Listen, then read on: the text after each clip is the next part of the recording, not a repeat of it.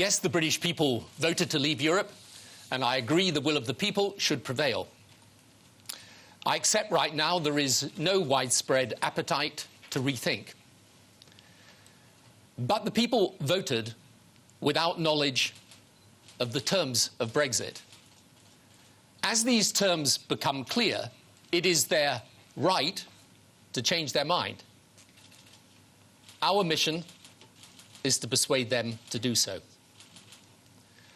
What was unfortunately only dim in our sight before the referendum is now in plain sight. The road we're going down is not simply hard Brexit. It is now Brexit at any cost.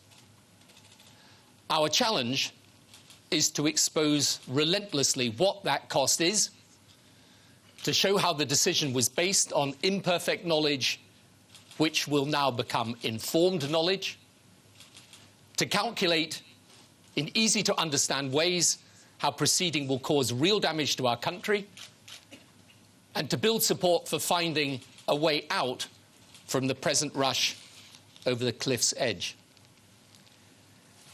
I don't know if we can succeed, but I do know we will suffer a rancorous verdict from future generations if we don't try. How hideously in this debate is the mantle of patriotism abused. We do not argue for Britain in Europe because we are citizens of nowhere. We argue for it precisely because we are proud citizens of this country, Britain, who believe that in the 21st century we should maintain our partnership with the biggest political union, the largest commercial market on our doorstep, not in diminution of our national interest, but in satisfaction of it. Consider for a moment the surreal situation in which our nation finds itself. I make no personal criticism of the Prime Minister or the government. I know the Prime Minister is someone who cares about our country, who's trying to do the right thing as she sees it, and I know how demanding the job of leadership is. But just consider, 9 months ago, both she and the Chancellor were telling us that leaving would be bad for the country, its economy, its security, its place in the world.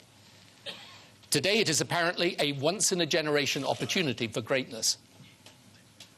7 months ago, after the referendum result, the Chancellor was telling us that leaving the single market would be, and I quote, catastrophic. Now it appears we will leave the single market and the customs union, and he is very optimistic. 2 years ago, the Foreign Secretary was emphatically in favour of the single market. Now ditching it is brilliant. The Prime Minister says she wants Britain to be a great open trading nation. Our first step in this endeavour? To leave the largest free trading bloc in the world. She wants Britain to be a bridge between the European Union and the United States of America. How to begin this worthy undertaking to get out of Europe, thus leaving us with no locus on the terrain where the bridge must be constructed. We're told that it's high time that our capitalism became fairer. And how do we start laying the foundation for such a noble cause? By threatening Europe with a move to a low-tax, light-regulation economy, the antithesis of that cause. This jumble of contradictions shows that the Prime Minister and government are not masters of this situation. They're not driving this bus. They're being driven. And as we pass each milestone, so the landscape in which we are operating changes, not because we willed the change, but because this is the direction in which the bus is travelling.